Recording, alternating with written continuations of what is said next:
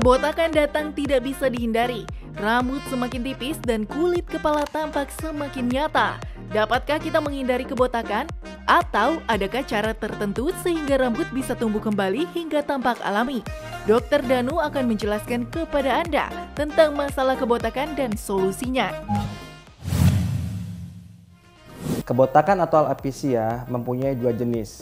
Yang pertama, jenis yang permanen.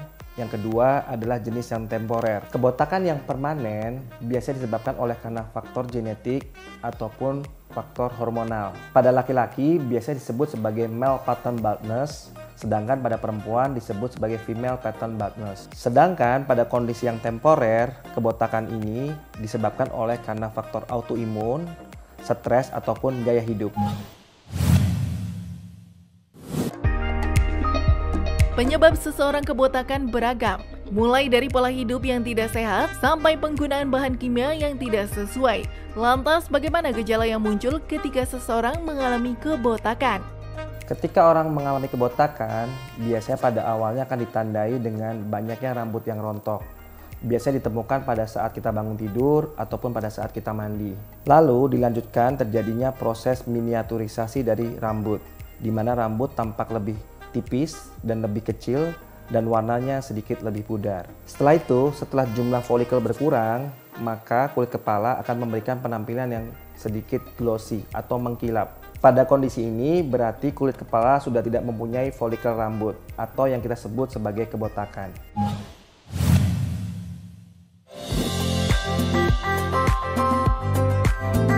Kerontokan yang berakibat pada kebotakan tentu menurunkan rasa percaya diri.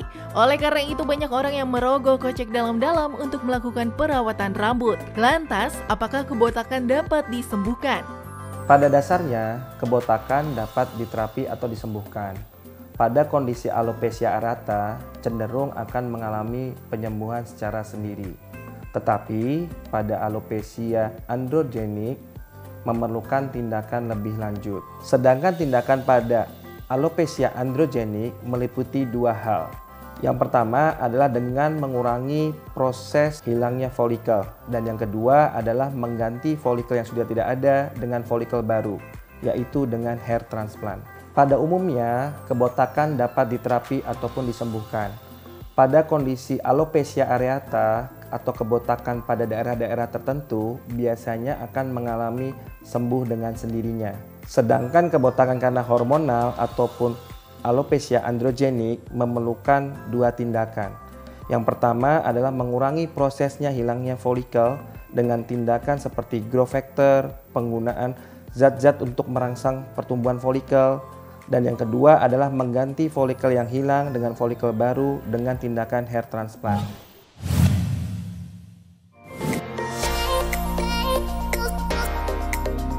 Di zaman yang semakin modern ini, banyak orang yang melakukan tanam rambut agar kebotakan yang dialaminya dapat tertutupi. Lantas, adakah efek samping dari teknik transplantasi tersebut? Tindakan transplantasi rambut adalah tindakan pemindahan folikel rambut dari daerah belakang ke daerah yang mengalami kebotakan. Dilakukan secara manual ataupun dengan teknik terbaru yaitu dengan robotik. Dengan teknik manual, kita akan melakukan secara satu demi satu rambut untuk kita pindahkan folikelnya. Sedangkan dengan robot itu yang akan melakukan tindakan pengambilan folikel dan penanaman folikel. Tindakan hair transplant hampir tidak mempunyai efek samping. Tindakan ini pun mempunyai tingkat keberhasilan yang cukup tinggi. Karena seperti kita ketahui daerah kepala mempunyai vaskularisasi yang baik. Kelebihan dengan menggunakan robotik yaitu karena dilakukan dengan jarak rambut, arah rambut, ya, dan keberhasilan pun akan sangat tinggi. Karena pada proses manual, karena kita melakukan secara satu demi satu akan menyebabkan keletihan pada operator. Karena prosesnya biasanya memakan waktu cukup panjang sekitar 6 sampai dengan 12 jam. Hair transplant adalah tindakan pemindahan folikel dari daerah belakang ke area di mana terdapat kekurangan folikel. Tindakan ini dapat dilakukan dengan dua prosedur. Yang pertama dengan cara stripping, yang kedua dengan cara FUE. Teknik stripping biasa dilakukan dengan cara pengambilan kulit dan pengambilan folikel berserta dengan kulitnya. Sedangkan pada cara FUE diambil folikel satu demi satu. Hair transplant ini memakan waktu cukup panjang, sekitar 6 sampai dengan 12 jam, tergantung jumlah folikel yang dipindahkan. Hair transplant adalah tindakan pemindahan folikel dari daerah belakang kepala ke daerah yang mengalami kekurangan folikel. Tindakan ini dapat dilakukan dengan dua teknik. Yang pertama dengan cara stripping, yang kedua dengan cara FUE. Tindakan stripping adalah memindahkan folikel rambut berserta dengan kulit rambut. Sedangkan tindakan FUE adalah hanya memindahkan folikel rambut saja. Hair transplant dengan cara FUE adalah dengan mengambil satu folikel satu demi satu dari daerah donor ke daerah resipien. Karena diambil satu demi satu, ini cukup memakan waktu yang cukup panjang, sehingga membutuhkan waktu 6 sampai dengan 12 jam. Tindakan robotik hair transplant mempunyai beberapa keunggulan. Yang pertama, memangkas waktu lebih cepat, hanya membutuhkan waktu 3 sampai 4 jam saja. Yang kedua, tindakan ini akan memberikan hasil yang maksimal dan lebih natural, karena dilakukan scan by robot dan dilakukan penanaman dengan robot. Sedangkan yang ketiga, tindakan ini akan mempunyai survival rate yang sangat tinggi, mencapai 99,9% keberhasilannya.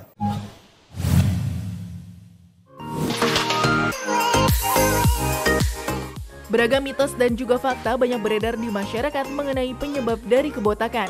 Salah satunya sering mengganti warna rambut dipercaya dapat menyebabkan kebotakan.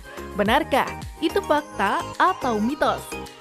Fakta, proses mengganti warna rambut akan menyebabkan rambut menjadi kering dan rapuh, dan menyebabkan kulit kepala menjadi tidak sehat. Hal ini akan berakhir pada kerontokan sampai dengan kebotakan. Jadi bagi Anda yang suka mengganti warna rambut, Anda harus lebih memperhatikan kondisi rambut Anda untuk memberikan conditioner untuk rambut Anda lebih lembab, dan Anda harus rajin melakukan perawatan untuk menjaga akar dan kulit kepala menjadi lebih baik.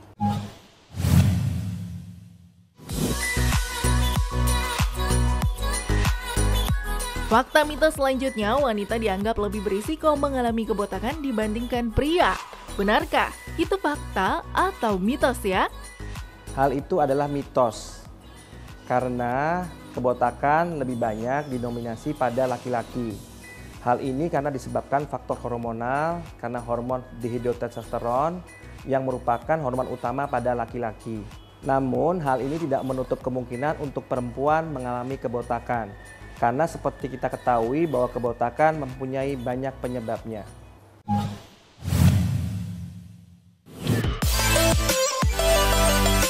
Kebotakan banyak dialami saat seseorang mengalami usia lanjut. Oleh karena itu, menjaga kesehatan rambut harus tetap perlu dilakukan. Lantas, bagaimana dengan usia muda? Karena mitosnya kebotakan hanya dialami oleh usia lanjut. Itu fakta atau mitos? Mitos. Kebotakan dapat terjadi pada semua usia, baik usia muda maupun usia lanjut. Karena penyebab kebotakan banyak, pada usia muda pun dapat terjadi kebotakan sesuai dengan penyebab dan sirkulasi hormonal. Pada usia muda, dengan gaya hidup yang tidak sehat, seperti kurang beristirahat, banyak stres, kurang olahraga, dan kurang mengkonsumsi makanan yang bergizi, dapat memicu tingginya hormon dihidrotestosteron. Hal ini yang akan menyebabkan kebotakan pada usia muda.